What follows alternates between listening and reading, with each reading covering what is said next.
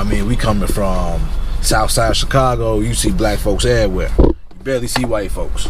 Every now and then we see them at the store or something. And you know, my grandmama, my grandpa was like very well versed. I mean, very well cultured. So we had friends, and they got friends from all different demographics. But nonetheless, I wasn't raised around white folks and Mexicans and all of that. It wasn't until I got out into the west, far west suburbs out there, Wheaton and shit, where it wasn't nothing but white folks. Man, let me tell you. I'm just hold it right there real quick. Let me go handle some business. I'll be back.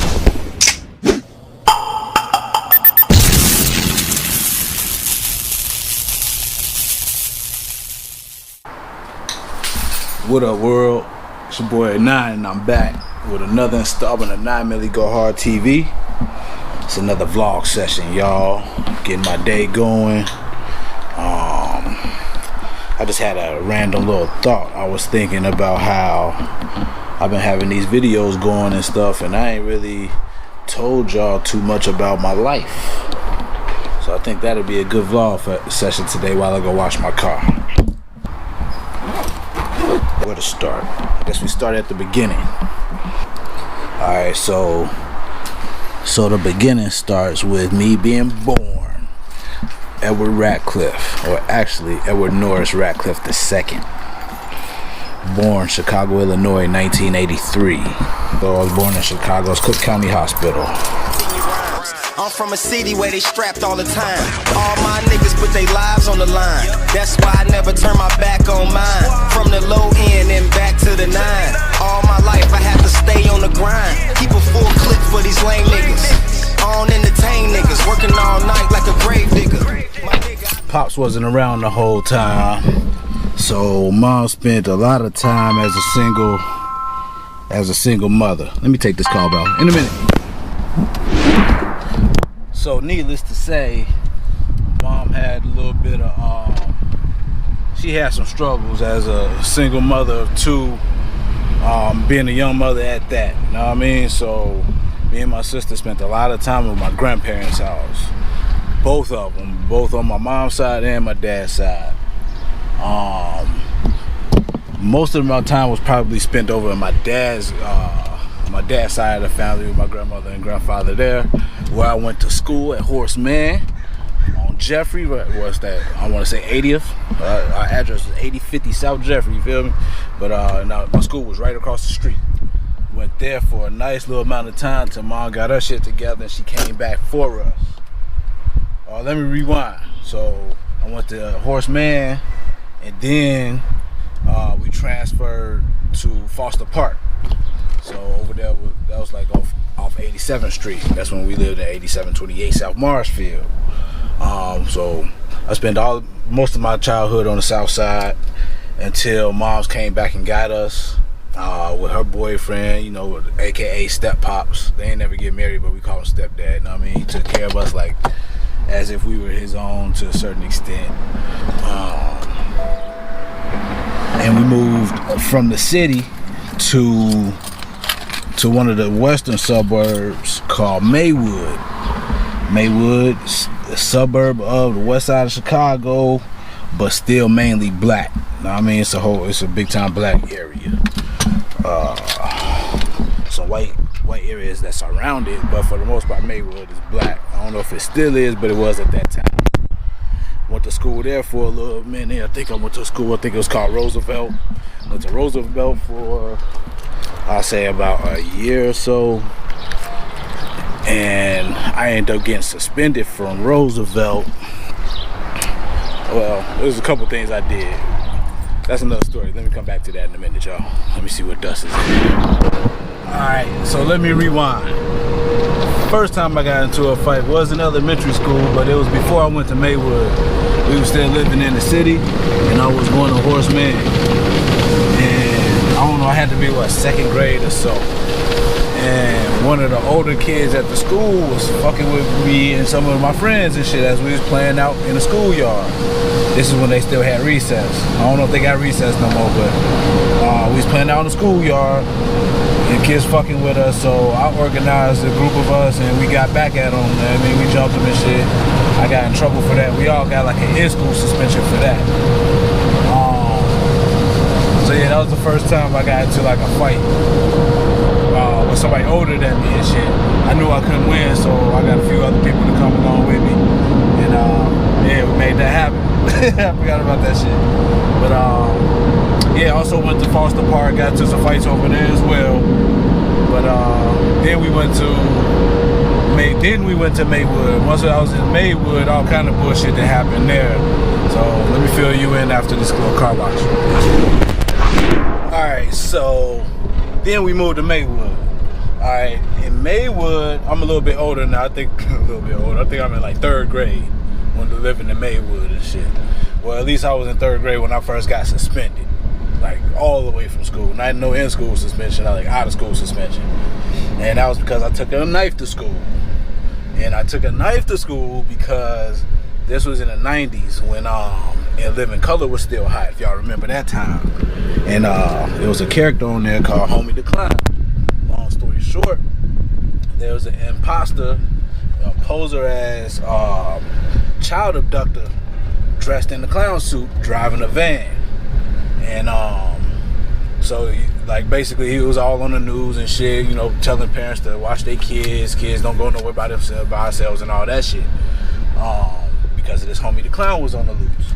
So I called myself protecting me and my sister because we had to walk to school. We walked to school with other kids and shit, but nonetheless alone, you feel me? So I took a knife to school when the other kids told on me. Principal got involved. They suspended me in school, but the principal ended up taking me home that day and had a sit down talk with my moms and shit. Basically, all in all, I didn't get in trouble, but they had to make an example and shit, no weapons, all that. But fuck all that, man. I ain't never gonna be no victim, you feel me? So I was all about protecting me and mine, you feel me? So we were there for a few years. Actually went to Roosevelt, and then we transferred. My mom's transferred us to a Catholic school. What's trippy about that is we ain't even Catholic, but I guess she did that because it was like a better school, a better school in that school system. Good move on her part, because a few years after that, the next year or so, I think we was in Maywood for a good 2-3 years. After that, we moved farther to the west suburbs, moved on up, you feel me, to the white neighborhood, basically. Let me pick back up on that in a minute. Alright, fam, I'm back. Alright, it's a new day. See, I got some different clothes on. See, I got my peace sign shirt on. Peace to the gods, peace to the earth. Alright, so where I left off was at when we moved from the city to Maywood, out, you know, one of the west suburbs of Chicago. At that time is when we started in Taekwondo. So my mom got started in karate. She started doing karate when she was in high school, so before I was even born. She became a black belt and all of that. Made it to like 2nd degree black belt before I was born. So during that time, it was all about karate. We practiced karate at the crib. She was teaching me and the cousins and all of us karate techniques and self-defense and all of that. When we moved to Maywood, she joined a Taekwondo school. So that's where the Taekwondo came in. I can't say we joined the Taekwondo school. She went first, got it all set up. And then ended up taking me and my sister to the kids' classes once everything was all set up. At that time, she took off her karate black belt because she was not a black belt in Taekwondo. She didn't know the forms and all they you know, ins and outs. Culture, I should say. She didn't know the Taekwondo and the Korean culture. So she took off her black belt and out of respect, like, this ain't my style, this ain't my system, let me take it off. They allowed her to, and, you know, taught her, and eventually she was able to earn her black belt back. So She started helping with teaching the classes and everything there, but more importantly, she was bringing that shit home, and we was practicing at the crib. So we would go to class, I would go to my kids' class, she'd go to her adults' class, and then we'd go home and be practicing all that shit. At that time is when she found out that she was kicking wrong for a lot of years, hurting her toes and all kind of shit. If you don't know, Taekwondo is all about, you know, perfection of, I can't say all about, but a big part of their system is their kicks, man. They have beautiful kicks and very effective kicking techniques. So that's where we pulled that from. So we were there for a few years, and after that, we moved on up to the white neighborhood. This arguably is probably one of the most, I won't say influential times in my life, but it's definitely one of the most memorable times in my life. And that's because life was so different. You know what I mean? We coming from South Side Chicago, you see black folks everywhere. You barely see white folks. Every now and then we see them at the store or something. And you know, my grandmama, my grandpa was like very well versed. You know what I mean? Very well cultured. So we had friends, and they got friends from all different demographics. But nonetheless, I wasn't raised around white folks and Mexicans and all of that. It wasn't until I got out into the far west suburbs out there in Wheaton and shit, where it wasn't nothing but white folks. Man, now we out here in the west suburbs, right? Like I said, we like predominantly white neighborhood, predominantly white school. It's a handful of black people there, and of course we all friends. Or became friends, you feel me? But I was there in these west suburbs out in Wheaton from like middle of third grade till middle of 7th grade. In that time, man, I learned a lot about cultural relations. And not all positive. You know what I mean? I was 3rd grade, man. That's a shorty. What's that? 10 years old or some shit. So at that time is when I started to feel racism. You know what I mean? I started to get discriminated against and shit. Like, whether it's not being invited to parties or getting excluded from different shit that's going on, conversations, get-togethers, even kids sitting with me at lunch. You feel me? Like, I got to feel that and see that shit at a young age. One of the main things that stick out to me the most in this area was one of the older kids in the area. It's 2 things really. One of the older kids in the area went to a party. I want to say he was in middle school, probably high school at this time. But I remember we all knew about him. I mean, he's kind of popular and shit. And like I said, there ain't a lot of black folks. You know what I mean? So we kind of know who's who. So long story short, buddy goes to this fucking party, where it's drinking and all kind of activities going on. And somebody spiked his drink with antifreeze. I thought that was odd at that time. I'm like, antifreeze? Like, how the fuck you ain't know? How the fuck you drinking antifreeze? But come to find out, I didn't know that antifreeze got a kind of like a little sweet taste to it or something. Shit, that's why animals die from it, drinking the shit and whatever. Long story short, they put some fucking antifreeze in buddy drink, buddy dies, nobody goes to jail for this shit. So that's one instance. Another instance is one of my best friends, man, kick it off with one of the little white girls in the neighborhood. Anyway, they end up having sex some type of way or another. Her brother finds out, older brother. So she tells older brother to cover her ass that she got raped. Now by this time I'm probably like 6th grade, 7th grade, right before I moved type shit. We're a little bit older at this time. But nonetheless, like, I'm a shorty when I'm going through a lot of the shit that grown folks act like ain't going on. You know what I mean? Grown folks now, till today, is acting like, oh, I didn't know this was going on in the black community. Get the fuck out of here.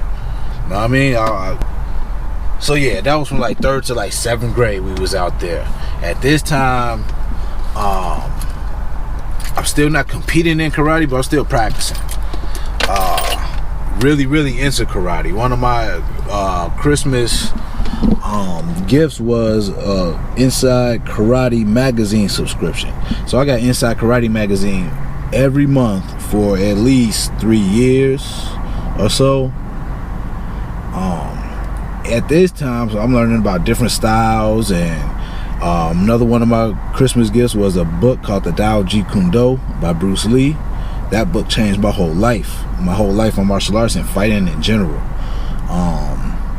So if you ever read that book, you know how deep that is. And I'm a youngster, so all that shit I didn't grasp. But the things that I did grasp, I grasped and held on to.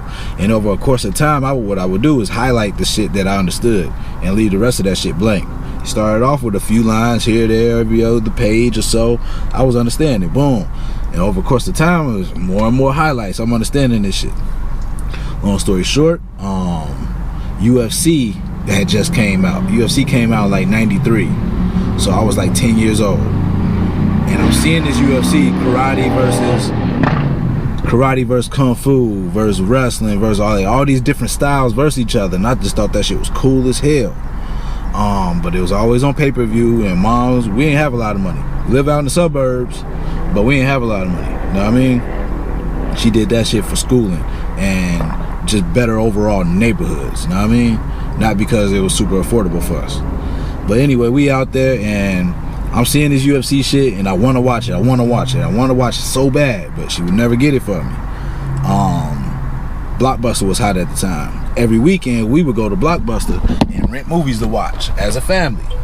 So I found my black ass over in the special interest section where the UFC videos was, and kung fu and all that different type of shit.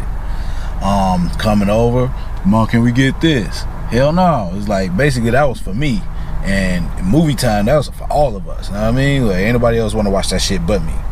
So she would never give me the fucking videos, but I always wanted to see them, and I was always driven towards it, and I'd never let that shit up, never let it up. Like, Mom, let me get this. Every time we went, and it was always a no. But one day, got you. Hold on, let me go get this order. I'll be right back. All right, so back to my UFC dreams. Started off, I was like 10 years old, and Mom's wouldn't order me these fucking videos, and she wouldn't rent the videos for me from Blockbuster. So I bet her one day. Around this time, she was teaching me and my little sister how to shoot craps. She was a crap shooter. Like, she would go to the riverboat, casinos and shit, and go like really do that shit. But street craps and like real craps at the casino is different in the sense of how fast the game is and like all those side bets and shit that's going on. So she came back to the crib and wanted to practice the side bet aspect of rolling. So she was teaching me and my sister how to play, and her boyfriend at the time, we were all playing and just using money from around the crib or Monopoly money or whatever, candy, whatever. You know what I mean? Just to get the practice on for her. But I'm a street nigga, raised by street niggas, you feel me? I stayed in the streets. So I'm thinking, I'm learning how to shoot craps so I can like really shoot craps, you feel me? So one day I bet her ass, we was playing, and she had busted me, man. I'm about to be out. But my last roll, she let me bet. Like, a lot of times me and my sister would end up doing bets that we didn't have no money, you feel me? So we would do bets like, all right, it's gonna be your time to clean the dishes, or it's gonna be your time, next time it's time for me to clean the bathroom, you gotta take it type shit. So we would be doing shit like betting on chores or whatnot. So one day I hit Mom's up like, all right, Mom, if I win this roll, you gotta give me the UFC video. And if not, I forget what the alternative was. I didn't get no fuck. I'm thinking I'm about to hit this shit. So I roll, get my point. Roll again, get my point. They all practicing their side bets and shit. I'm sorry, I ain't get my point. I'm just rolling while they doing their side bets. Lo and behold, I hit my point. Let's say it was a 6, so I hit 6. Get that shit. We went to Blockbuster that night. Got 2 UFC videos. The 2 of the, I think it was like 1 and 2, or 2 and 3, whatever they had. It was one of them that was out. I think it was like 3 or 4 of them that were out at that time, but one of them was rented. So I was able to get the 2 other ones that wasn't. I forget which ones, but anyway, I know Kim was in it, and so was Hoist. And I got amped up watching that shit. Everybody else is watching this shit horrified. Like, nigga, do you like this shit? Like, we martial artists, but they taking this to a whole nother level. they kind of like looking at each other like, God damn, this shit bloody, it's crazy. This motherfucker crazy as hell want to do this shit. And I'm glued. Boy, I tell you, it was like, yo, I never looked back. I was like, Mom, ain't no more karate tournaments. I don't want to do that shit no more. It's cool and all, but this is real. And mind you, I had already lost my first fight. I had lost 2 fights by now. One was against my best friend in the backyard, and another one was against an older kid out in this neighborhood that we living in now, older white kid. He had all kind of fucking nigga jokes and all. He wanted to be smart guy, funny guy and shit. And I've always been with the shit, older, bigger or not, you know what I mean? So I took the fight to this nigga, and he was just older and smarter, you know what I mean? So I'm like fighting with emotion, throwing all wild and hard and shit. So he was able to block that shit. It just embarrassed me. It embarrassed myself, I should say. So all in all, I was really influenced by this fucking shit. Especially seeing Hoist, little nigga, fucking motherfuckers up like big boys, like tearing their ass up, choking them out, whatnot, woo woo woo. So I fell in love with the shit. Never looked back. So that's pretty much how I got involved with the UFC. Like, that's how I know what the UFC is. I always told Mom, I was like, yo, that's what I'm gonna do when I get older. I'm gonna do that. But nobody really believed me, because at this time I was always athletic. I'm playing basketball, I'm playing baseball, I'm playing all kind of shit, and I'm good.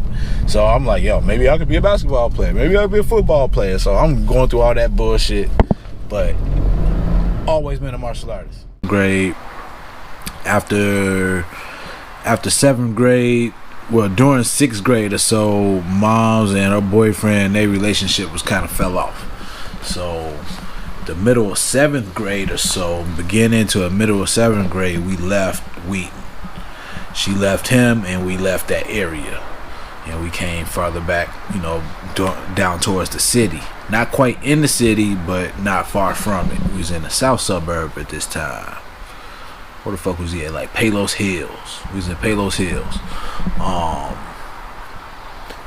Different than where the fuck we just were, but my life up until this point, into this movement, kind of set me up for it, because we was born and raised up until, you know, we moved on up. We was in the city, you know what I mean, around nothing but black folks in the hood. At that, on both sides of the family, kind of in the hood. Yeah, a little bit of dough. We wasn't down and out, but we didn't have a lot, you know what I mean? So then we went from not having a whole lot to moving on up, still not having a whole lot, but experiencing more of a diverse life, not just in the city, not just a city boy life, not just a black boy life, not just a black family life, but we are a black family, but there now, know what I mean? People don't look like us at the grocery store. Everywhere we go, people, it's a different culture, you know what I mean? It's a different feel, it's everything. So we learned a lot. So by the time we came back towards the city, we was in Palos Hills, it was more of a diverse school at this time. It was blacks, whites, Mexicans, and a lot of Arabs. So it was like a lot more diverse than I've ever seen, which was cool. And I learned a lot about myself, and I learned a lot about different cultures at that time as well. But it still wasn't predominantly black. It was pretty much run like white people. You know what I mean? Like the rest of the fucking world that I've lived in thus far, except for when I lived on the south side. So that was a trip. That, like, we came back, and I was like 7th grade, so that would put my sister in like 5th grade. And I'm not a big outgoing person, in the sense I'm not a very social person. I went to this school, and some of my best friends, you know, early on was females. You know what I mean? I had some cool dudes and shit I kicked it with, but I don't really fuck with dudes like that. I don't really fuck with people I don't know, honestly. And the girls kind of like me, so it kind of broke down that barrier I have of, I don't fuck with you, I don't know you, I don't fuck with you. So they kind of helped break that down, and it became cool. But at the same time, life is changing. I'm getting older. My brain is different. Like, I'm thinking differently. I have a high sense of pride about myself. Know what I mean? I've been disrespected by the white folks more than one time in my life. I done seen other people. I'm reading more at this time. Like, I'm just a conscious young man at this time. I can't call myself a boy because I'm thinking on some man shit, especially since it's me, my mom, my sister, no man in the house at all.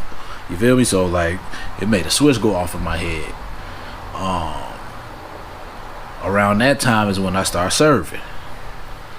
Shit, we gotta do whatever you gotta do to get by. You feel me? So I started serving. Started hanging out with, always hung out with older kids, or older people in general.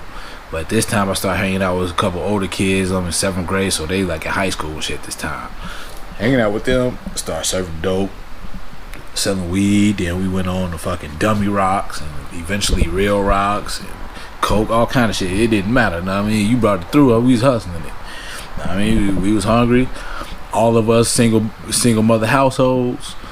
All of us young black men. We had a couple white boys, homeboys and shit, but for the most part, it was us. Like, it was our culture that ran that shit. You feel me? But nonetheless, we was cool. Shit, it was nothing but respect, nothing but love. Shit, we were just trying to make it. You feel me? So, leaving 7th grade, going into 8th grade, pretty much about the same type of shit, except for I started hanging out with even more of the older kids. So by the time I made it into high school, all my niggas was already in high school. I made it to high school like on some shit. What's up? Like, we hitting this bitch. You feel me? And we had a little crew. I was never in no gang banging and shit. I kind of got deterred from that because of moms, man. She pulled me out the city. Even when we was in the city, I spent a lot of time on both sides of the family. On Pop's side, it's like GDs, nothing but GDs. On Mom's side, it wasn't nothing but Blackstones. You know what I mean? We lived in a Stone neighborhood, all that. And I knew the higher ranking members. I knew the low ranking members. I just know. You know what I mean? You feel me? So I chose not to get in a gangbanging because I couldn't see myself choosing no sides, and I'm on both sides. I'm kicking it with GDs and I'm kicking it with Stones and Vice Lords. You feel me? Like, so I never got onto that wave. I was always about getting money and karate. Honestly, all I wanted to do was always do karate, and we always needed money to eat. We need clothes. We like nice shit. You feel me? So that's what my motivation was, and for the most part still is. It's evolved a little bit, but for the most part, it's still my fucking motivation in life. I started getting into competitions, karate competitions, and I would go to different karate schools, with and without my moms, because I was taking the karate shit more serious. Like, before, it was something I did, it was a culture, it was part of the life, but I wasn't thinking competing. I wasn't really driving for that. It was cool to see mom shit on the wall and the trophies and shit growing up, but I really wasn't on that wave. I thought it was cool, but I wasn't really thinking about competing.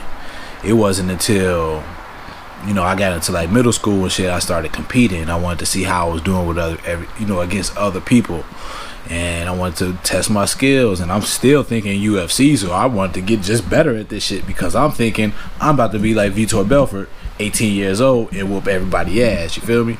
So that's what my fucking goal was. I played football. Okay, so let's fast forward a little bit. So we in high school. I'm at freshman year of high school, first high school. Everything's cool. A lot of my guys get kicked out for selling dope or just being straight fucking, either being assholes or whatever. They wasn't there. We got kicked out. That's what it was. We got evicted. That was the first time we got evicted. I was in high school at this time. I was freshman year. That had to be freshman year. We ended up getting evicted in wintertime. That's another story. I'll come back and tell you that story. Remind me. But we got evicted and had to move. So we moved from Palos Hills area to Oak Lawn area. And that was out of school district, so they wouldn't let me back into the school unless I had an address. Like, my life, I'm telling this story because my life is why I am who I am today.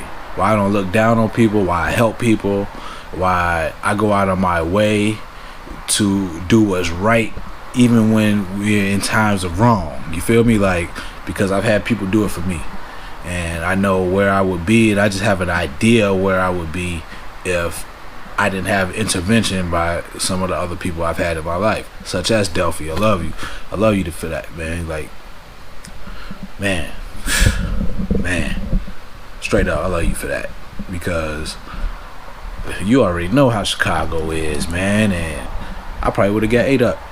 Straight up, I probably would have got ate up out there, because my brain, the way my brain is, like, I was already thinking negative. I was thinking like it's about to be street. It's about to be like on some 50 Cent on that movie, like straight up. It was about to be some get down or lay downs or get rich or die trying type shit.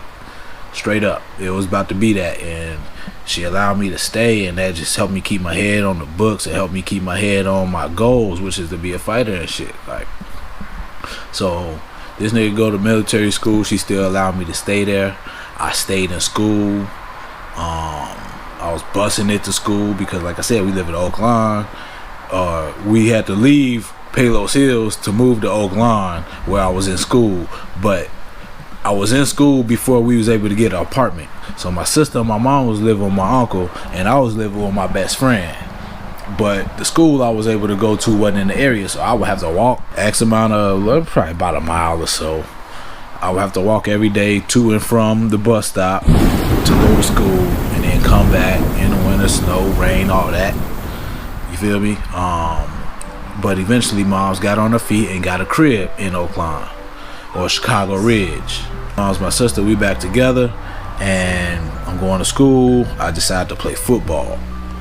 They came to me and asked me to come join the football team. I tried out. I made it.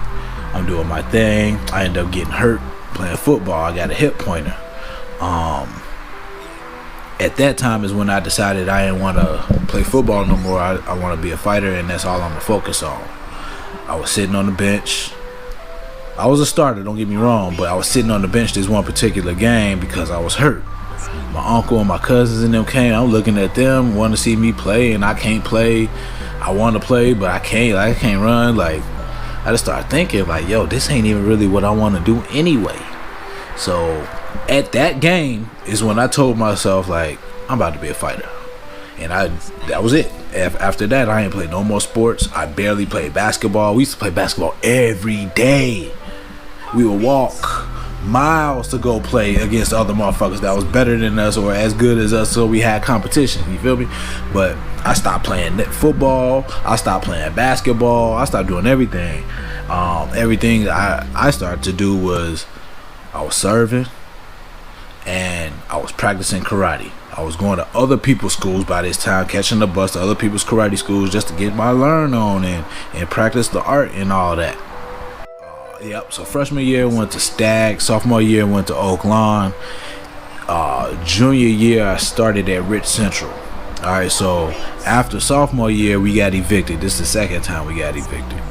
By this time I'm in high school, strong sophomore, and I'm in the streets. So I got a big ass fuck you button, and I got my head on where I know to be important, and I'm on my path. You feel me? So it was like, okay, cool, we done with this school. Now we move further south to, where the fuck was he at? Country Club Hills. We was out there like Country Club Hills, Hazelcrest area. I was in school out there. Knew a lot of people, but I wasn't cool. Like, I ain't kick it at all. I would go to school, come home. I would go to school, serve, do my homework, come home. Like, that's pretty much what my life was all about. Just keeping my head down, making money, saving my money, because my whole goal was to move to fucking California. So everything I just served and sold, I did what I could for me and my sister, as far as clothes or food or whatever I could, and the rest I saved. I had a little toolbox. I put all my money in, put the lock on it, and saved that shit. My plan to saving was I needed a plane ticket and I needed somewhere to stay when I came to California.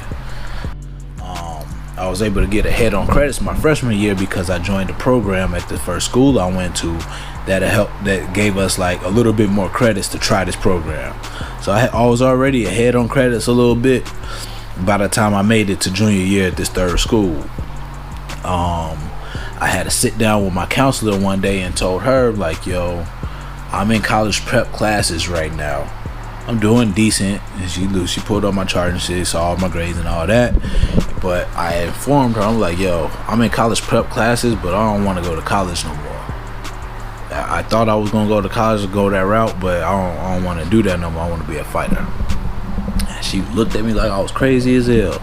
I'm dead ass serious. So I'm like, I want to be a fighter. That's what I'm gonna do. I'm fighting UFC. And she's like, okay, so what's your plan? I'm like, well, Ken Shamrock's gonna have a tryout for his team. I want to try out. But I was still supposed to be in school. I wasn't supposed to finish school until like June or something. You feel me? So I was like, yo, I really want to do this. So we came up with a plan. She told me X, Y, and Z classes that I needed credits on. So what I did was all the money I had been saving, I paid to go to summer school. In this school district, you can't just go to summer school unless you failed a class. You feel me? So you can, but you have to pay for it. So all the money I was saving up, I paid to go to summer school to take 2 classes, 2 of the hardest classes at that. I took like history and one of the math classes or some shit. And I would get up every day during the summer and go to school, kept my grades high enough to finish and got my credits. That put me ahead on credits for my senior year. So when we came back to school, I only had to do like half the year. I did the first half the year, and when we went on Christmas break, we supposed to obviously come back after New Year's or whatever. So when we went on Christmas break, I was done with school at that point in time. I had already had all my credits and everything ready to go because of the move I made, the year before. So that's exactly what the fuck happened. Went on winter break, and that was it. I never came back to school. I packed my shit and I moved out west. I moved out to California. That was probably like December time frame, maybe early January sometime. And my tryout for the Lions Den was in March. So I was out in California staying with my pops and his wife and my cousin Joanne. What's up, Joanne? Peace. I was staying with them until my tryout. And when the tryout came, I tried out and ended up making it. And that's how I got on with the Lions Den. I was 17. I ain't even make it 18 yet. Yeah, it's a trip, man, because I already knew what I wanted to do, and I set out and made a plan, and I did it. I saved up all my money, put myself through summer school, went to school, still was serving and all that, saved up even more money. So when I came out to this motherfucker, I had a plane ticket to get out here, and I had not much, don't get me wrong, I didn't have a lot, but I had a little bit of money in my pocket just to hold me over until we got, until my career pops off. That's what I'm doing. So yeah, that's pretty much how I got out here to California after high school. That was my goal. That was my plan. I always hated the cold, and I'm a fighter. I'm thinking, I need to be where the fighters at. Like, where is it hot? So, not hot temperature wise, but hot, like, for my fighting shit. And I narrowed down my shit down to either Ken Shamrock or Royce Gracie. I chose to go with Ken Shamrock. A, because of some shit I seen in one of Royce's fights I didn't agree with on the martial arts level. And B, Ken Shamrock was in San Diego. And I came to San Diego, I looked at San Diego weather and all that. I'm like, that's where I need to be. So that's where the fuck I'm at. You feel me? I think that's it, y'all. That was it. I just gave y'all a quick overview of my life from start to where I am now, which is in San Diego. I'm still in San Diego. This is my early life, and y'all got any questions, feel free to ask me, get in the comments, ask me a question, or if you see me face to face, ask me, let's talk about it, let's rap. I like sharing what I got going on because I'm noticing a lot of people gravitate towards it, and a lot of people learn from shit that I've gone through, or just learn from other people in general. And I want to share this because y'all don't really know me. You know what I mean? It's like y'all maybe see me fight, or maybe I asked you to come to this channel and watch the channel, but you don't really know me. So I want to give you a little bit more background on me. So when I'm moving forward in these future vlogs or sit down sessions and shit, you kind of have an idea where I'm coming from based on the man that I am. You feel me? So I think that's it for now. I think that's enough. It's probably long and boring, but it's enough for me to feel comfortable moving on with some of the other aspects of my life that I find to be important. So all in all, thanks for watching. Thanks for tuning in into my life in general. And thanks for all the feedback that you have been giving me about my channel, about my life, and some of the moves I've been making in my life. I love you for it, and see y'all next time. Peace.